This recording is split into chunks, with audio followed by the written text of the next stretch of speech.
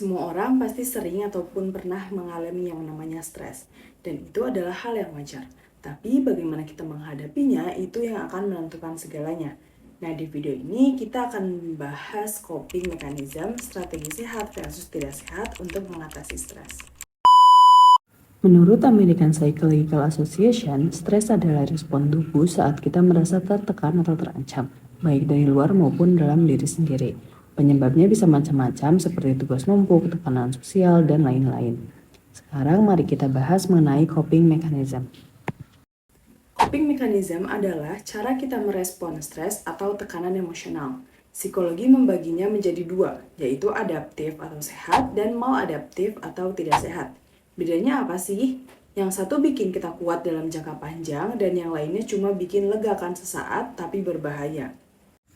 Saat menghadapi stres, pastinya setiap orang punya cara masing-masing untuk menangani stresnya. Ada yang memilih untuk gerak aktif, namun ada juga yang lebih suka mengekspresikan pikirannya lewat tulisan. Dan mungkin ada juga yang menenangkan diri lewat meditasi. Inilah yang disebut coping mechanism. Mari kita bahas dari yang pertama terlebih dahulu. Pertama, ada coping sehat. Coping ini fokus pada solusi atau mengelola emosi tanpa merugikan diri. Contohnya, problem fokus yaitu langsung atasi sumber stres, kayak bikin to-do list ataupun negosiasi masalah. Yang kedua, ada emotion focus, yaitu tenangkan diri lewat meditasi, journaling, atau curhat ke teman. Yang ketiga, ada self-care, yaitu olahraga, tidur yang cukup, atau hobi yang bikin bahagia. Tapi nggak semua coping itu bikin bahagia, ada juga yang justru bikin makin stres dan memperburuk keadaan. Inilah yang disebut dengan coping tidak sehat. Nah, di sisi lain ada coping yang tidak sehat, yaitu sering terasa membantu tetapi hanya sesaat. Contohnya ada avoidance, yaitu nunda-nunda tugas atau kabur dari masalah, atau bergantung pada alkohol dan obat-obatan, dan juga melampiaskan emosi dengan marah berlebihan atau juga self-harm. Nah, gimana sih kalau kita sudah terbiasa coping tidak sehat? Tenang, itu semua bisa diubah secara perlahan.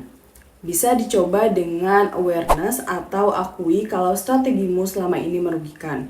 Ataupun bisa dilakukan dengan ganti secara perlahan, misalnya alihkan ngemil stres dengan minum teh atau jalan kaki.